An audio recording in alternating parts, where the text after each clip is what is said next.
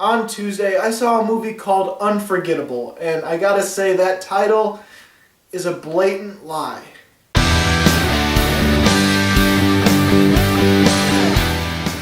Fun little fact, I guess the movie was originally going to be called, or at least the working title for the movie was To Have and To Hold, which isn't that good of a title anyway, but it's far better than something called Unforgettable.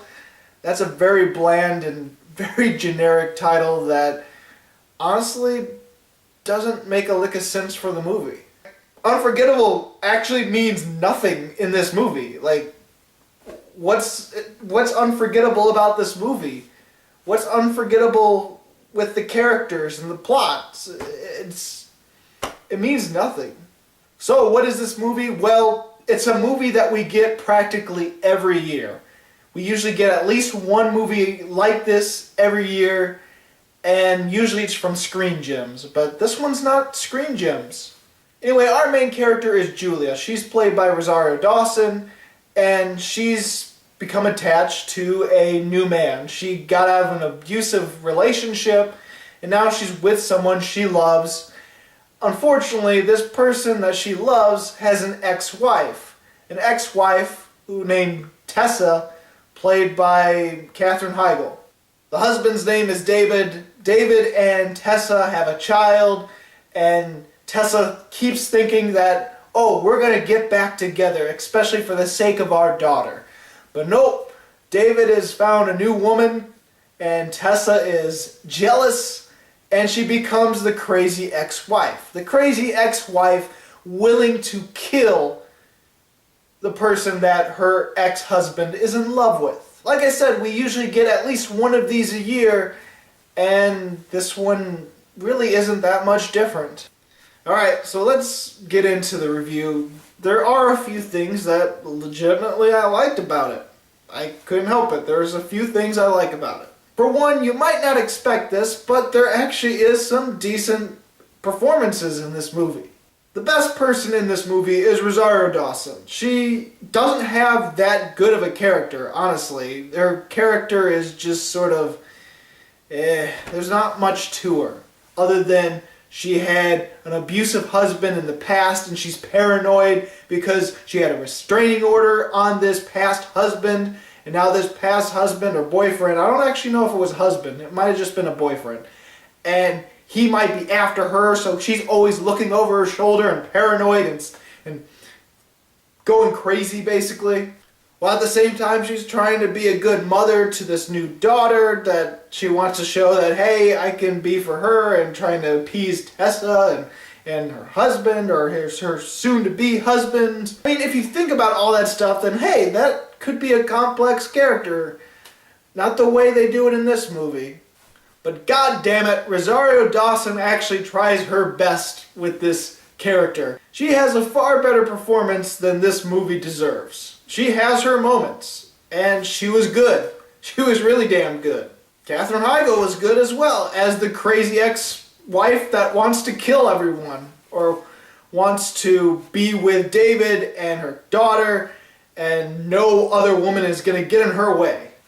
Now I have to say, her crazy level in this movie, 110%. There's no subtlety in it whatsoever. She's just crazy eyes from the get-go. I'm telling you, as soon as she is shown on screen and she's looking at herself in a mirror, you're like, yeah, she's crazy. Hey, it's a thriller.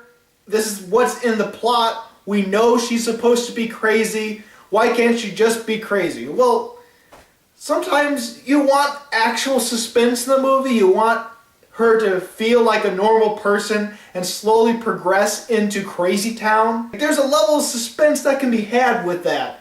Even if you know she's crazy from the get-go, and you know that you're going into the movie knowing that she's gonna be crazy, there's still some joy and suspense that can be had, even if you know she's gonna turn crazy by the end of it. But I will say, she was entertaining crazy. She was very damn entertaining crazy. And there are a few times when she gives a performance as well. Like, these two actresses, they have their moments in this film. And every time they had their moments, I actually groaned because I thought, you two are better than this. You're giving something that this movie does not deserve. Cheryl Ladd plays Tessa's mother. She plays Katherine Heigl's mother in this movie. And she's the level of crazy that I would expect a movie to have. Because she actually gives a good performance too. She's subtle with her craziness. And it builds. And you think, hey, this is the kind of stuff we want in our antagonist. It turns out that Cheryl Ladd's character, Tessa's mother, ends up turning Tessa into a crazy bitch. She morphed Tessa into the crazy girl she is. Now she goes full-blown crazy by the end of the movie, but at least it kind of built when it came to Cheryl Ladd. Other than these three women, all of them are pretty bad. I guess the kid actress is good as well. She's good. She has her moments. But the other three actresses, they're the better ones, and Rosario Dawson is the best, in my opinion. So yeah, this movie actually has performances that this movie does not deserve. What else can I say that was good about this movie? Well, honestly, it had some interesting ideas and it had some interesting premises. There were certain elements in this movie that could have worked and actually could have been a really damn good movie. Yes, you get your cliched, very overdone plot, but there's extra little moments in this movie that make it, wow, if they would have dwelled on that, this could have been actually emotional and good and actually dramatic. First off, there's the whole thing about Tessa's mother being the one that turns Tessa crazy.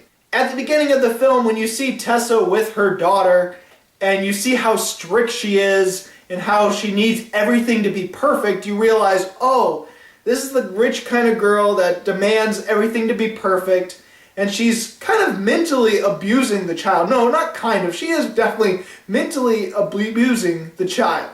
And then you see a scene with Tessa and her mother, and you see that even at an adult age, Tessa's mother is still treating her like a child, treating her the way that Tessa is treating her own child. Actually, that scene was actually handled pretty well. It was blatant, but it was handled well. If they would have dwelled a little bit more on that, this could have been a very interesting way of showing how Tessa became the way she is. And if they would have dwelled on the fact of how Rosario Dawson's character, how Julia connects with Tessa's child. Because there is some interesting thing about that. Towards the beginning of the movie, there's a little bit of a hint of Julia's upbringing, of Rosario Dawson's character's upbringing, and how something is wrong with her parents. She didn't have a natural, normal upbringing as a child. And so you get a little bit of that and you're like, okay, I don't know what it is, but they say something about, oh, I didn't have a normal childhood. Okay. And then towards the very end of the film, you finally find out what she meant by the beginning. And unfortunately, there's like 50 minutes to an hour before you actually get some of that conclusion, so there's not any build-up to it. But it turns out that Rosario Dawson had an abusive father, most likely, a drunk father, treated her like shit, and she now sees Tessa treating her own daughter like shit, and so she defends Tessa's child and goes against Tessa. Hey, if they would have built some of that, maybe we would have understood the connection between those characters. Hey, that would have been a good character development, wouldn't it? But no, they decided to just sort of throw that in there randomly and not really build anything with it. Instead of Rosario Dawson's character slowly being attached to the child and them slowly gaining respect for each other and a relationship with each other, sort of a mother-daughter relationship, instead of building that, it just suddenly happens at the end, after Tessa cuts the child's hair. Oh, I'll talk about that a little bit later. And you know what? There's a few other little things, like the things I said, that are in this movie, and if you look for them, you realize, wow, this could be a deeper film. Hey, this film could have actually tried. If it would have bothered actually grabbing those elements and going with them. Instead, these elements just sort of brushed aside and just added in there randomly like, oh, we need some sort of conclusion, we need some sort of explanation, let's just throw that in there and not do anything with it, not develop it any further, just have it in the movie, then like, hey, there you go. Now let's move on to the generic stuff. Instead of focusing on Rosario Dawson's past of her childhood, they focus on the abusive side, the abusive husband or boyfriend she had, because now it makes her paranoid and she starts seeing things, believing he's there, and it goes like very typical, very stereotyped, very cliched psychological horror. They focus too much on that and they don't focus on the character development and the current relationships and development of her and the child and the upcoming husband. And not only that, the whole abusive boyfriend thing, it's sort of not only thrown in there just to feel like a cliched moment, but also just a means to an end in order for Tessa to do some blackmailing. It feels more like wasted potential than anything.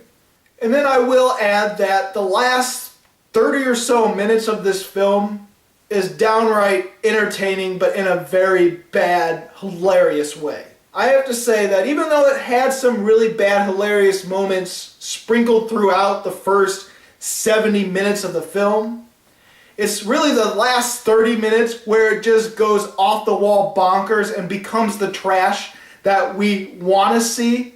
At least people that want to see bad movies. It's the type of trash that those fans will want to see. Unfortunately, you have to slog through 70 minutes before you get to the last 30. I'd say once Tessa cuts her child's hair, then it starts becoming the trash that we all know and love of these types of movies. Yeah, Tessa's crazy. She wants everything prim and proper and feels that Rosario Dawson, her character, is not doing right for her child. And the things that she gets mad about, let's list them off because they're actually pretty hilarious. First off, Rosario Dawson doesn't make the right food for Tessa's child, Katherine Heigl's child. Because Rosario Dawson makes it too spicy. There's a whole dinner thing where it's like, hey, Katherine Heigl intrudes, but the daughter wants Katherine Heigl to be there and have dinner with them, and Rosario's like, yeah, I made enough dinner, sure, we can do that. And so there's an awkward dinner silence, and then suddenly the child's like, ugh, I don't like this. And Tessa's like, or Katherine Heigl's like, well, come with me, you should know how to make food for my daughter. And starts teaching her how to make macaroni and cheese or something like that. Rosario Dawson's character also loses Katherine Heigl's daughter, which is a really stupid moment in the movie because I don't know how this could happen. Like, it's dumber than... This might not be a reference you know, but if any of you have played or heard of Heavy Rain and know about a child that goes missing or gets lost towards the beginning of the the beginning of the game, and some people find that dumb and stupid and ridiculous, this is far worse. Like, the child is right there. I don't even think actually, Rosario Dawson sees someone in the distance, thinks it's her ex-husband or boyfriend, the abusive one. Turns out the person turns around a little bit and she realizes it's not him. The child's right there. She's right there. They're not moving.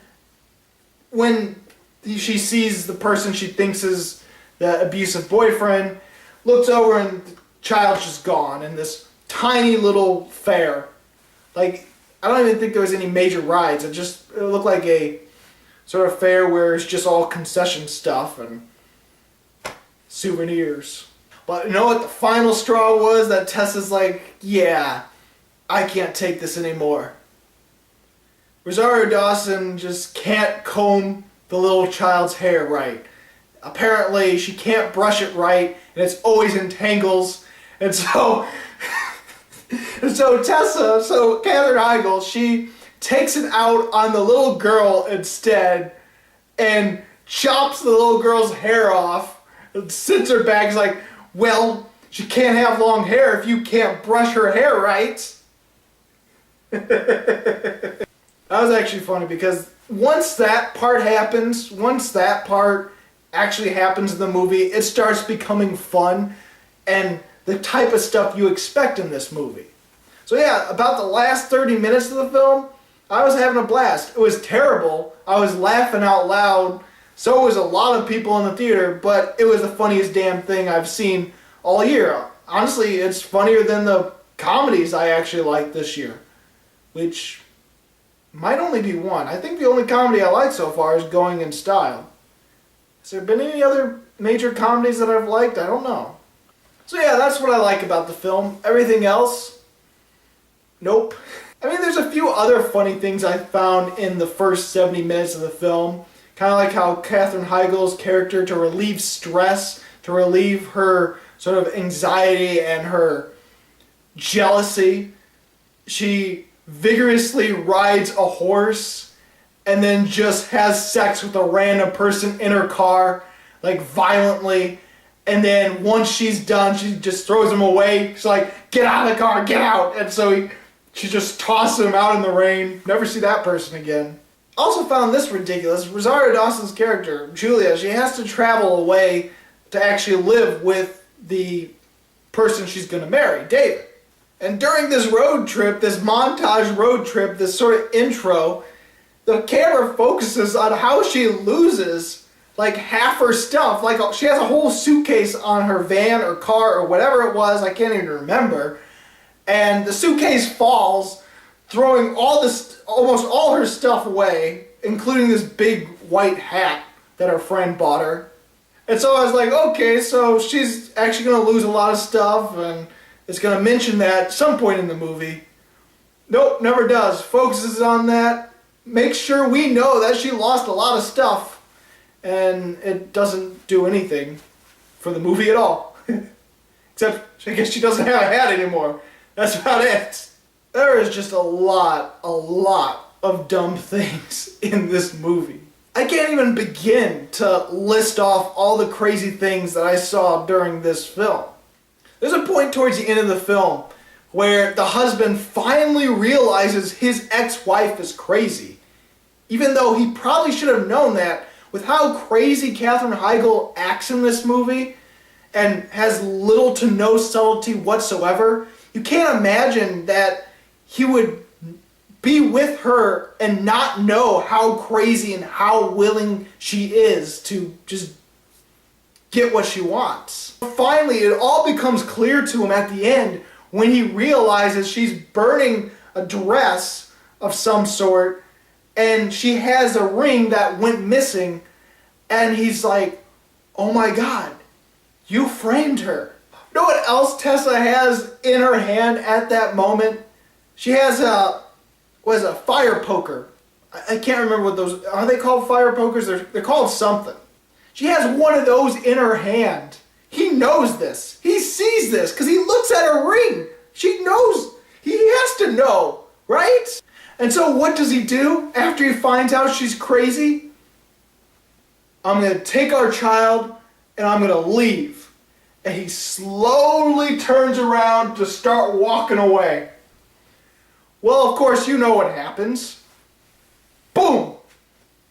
How could you not see that coming, guy? But then again, I guess he couldn't see that his ex-wife was crazy, so he must be a very oblivious person.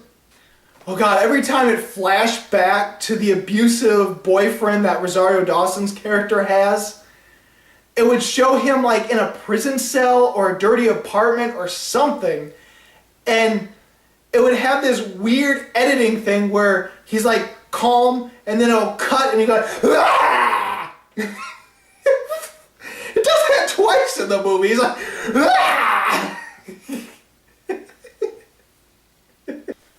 Also, Rosario Dawson's character is some sort of editor of something digital, and she has no Facebook account, no Twitter account, nothing like that.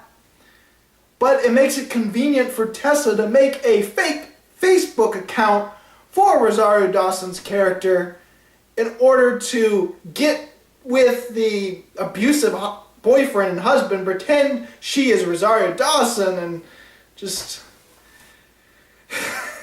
There's some really terrible lines in this movie, of course. There's some ones that work for the movie, but there's some really horrible ones too. And unfortunately, this movie is so meticulous in trying to do the generic plot and all the cliches and pay attention to all those details. Like, it delves so deep into how Tessa is able to frame Rosario Dawson's character and how she just manipulates everything.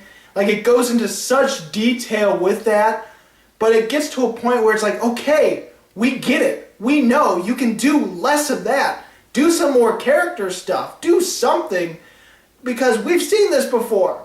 Yes, it's very predictable, but it just goes about it in a very slow way that the first 70 minutes of this film is just a slog to get through. Oh, and you gotta love that ending.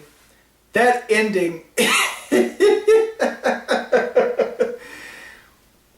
It was a terrible ending, but I laughed. I could not help but laugh. Spoiler alert, if you don't want this movie spoiled for you, well, I guess I'll do the spoilers after my rating, in case you really want to see Unforgettable.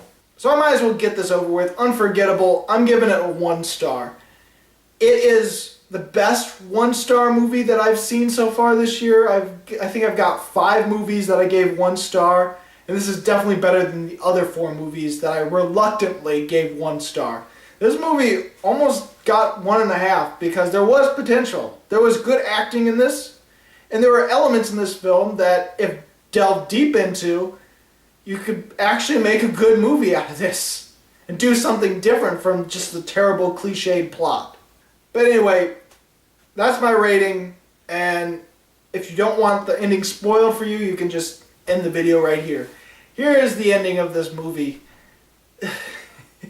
Anyway, one of the stupid things I feel that this movie did and had no reason to do was it starts off with Rosario Dawson's character. It starts off with Julia being interrogated. She's got like this black eye and bruised face, and she's being framed for some sort of murder. And so it goes 6 months prior, and then you have the whole movie and how she gets framed by Tessa, by Katherine Heigl. But eventually you know how it's all going to lead. It's going to lead into Katherine Heigl either having the child or having both the child and the husband, and Rosario Dawson having to save the day. Which is what happens. And Rosario Dawson comes save the day, right? Saves the child first, and because Katherine Heigl has already knocked out the husband. I already told you about this in the review. She knocked him out with a fire poker, and she's taping him up and taking care of his bleeding head. Saves the daughter, puts her in the car, is like, hey, stay here. I'm going to get your husband. I'm going to get your father. Sneaks back into the house, sees Tessa's tying him up, shocked for a little bit, and is like, okay, I got to call the police. Goes to the landline. Of course, Tessa sees her. Tessa pulls out the phone, and now Rosario Dawson can't call 911. Rosario Dawson doesn't have a phone? Cell phone? Did you leave the cell phone in the car? Does the police still have your cell phone? Did you not forget to get your phone back? Is it in the evidence? What happened to your fucking phone? I guess she's forgetful enough because she let lying on the table during a sort of meeting, celebration, conference sort of thing, that because the husband is starting a new business, and that's how Tessa got it in the first place, and was able to hack into her phone by figuring out, oh, the password is Rosario Dawson's birthday. Then she gave the phone back so it would still be in her possession, so that it's like the police would say, hey, your phone wasn't lost or whatnot, whatever.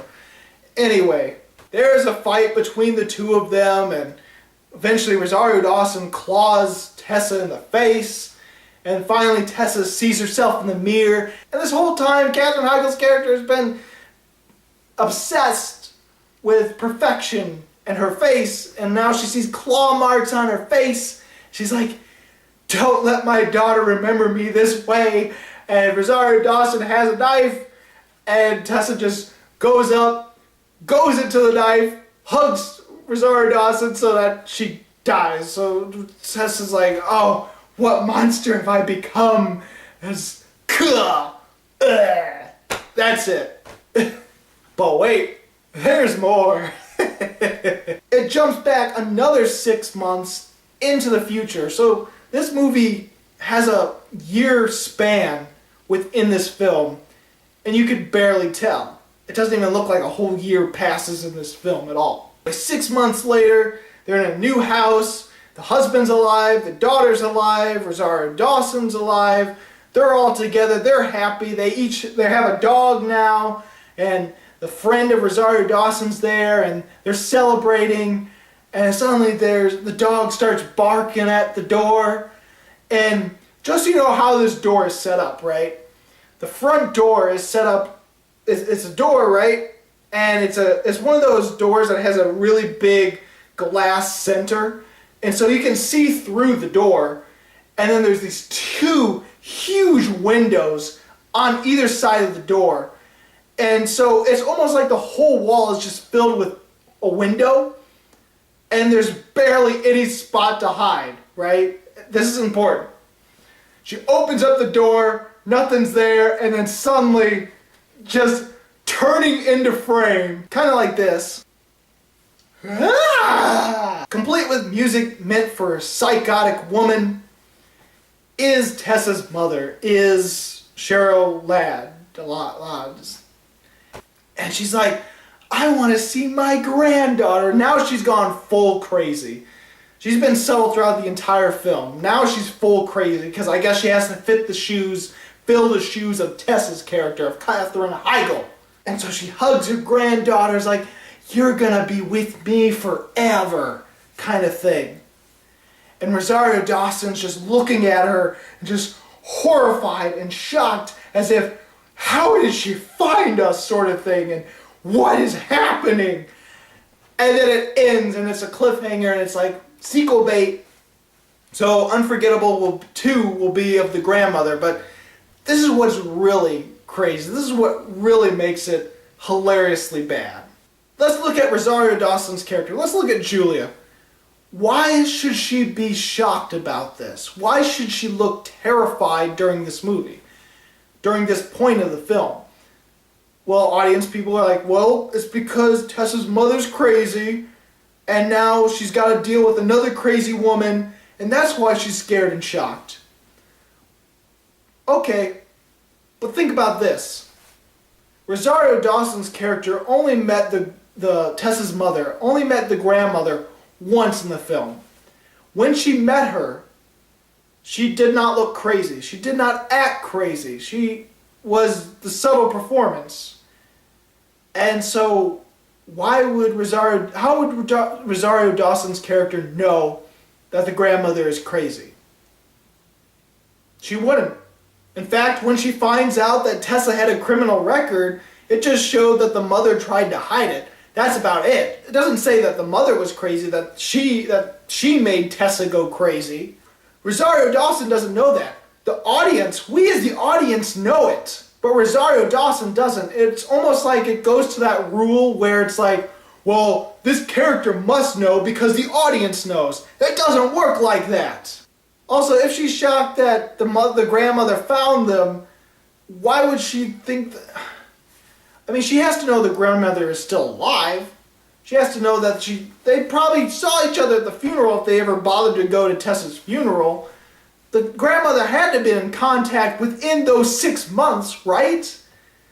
I mean, did they just run away thinking they wouldn't have to deal with the grandmother?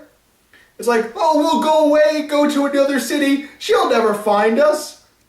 And then, oh my God, you found us. Also, why is grandmother turning full crazy during this scene? Because she's been subtle about it the whole time. You couldn't even possibly see that she's crazy unless you searched for it, unless you looked carefully at her performance. Why is she going full crazy now? Oh, well, because we have to have a cliffhanger and we have to make sure she looks crazy and fuck it. This is a terrible ending. Did you see Unforgettable? What'd you think about it? Go ahead and comment below. And if you like this video and you want to see more, please subscribe and check out my movie reviews of 2015, 2016, or 2017. As always, this is BruceGifford, and this was Just My Opinion.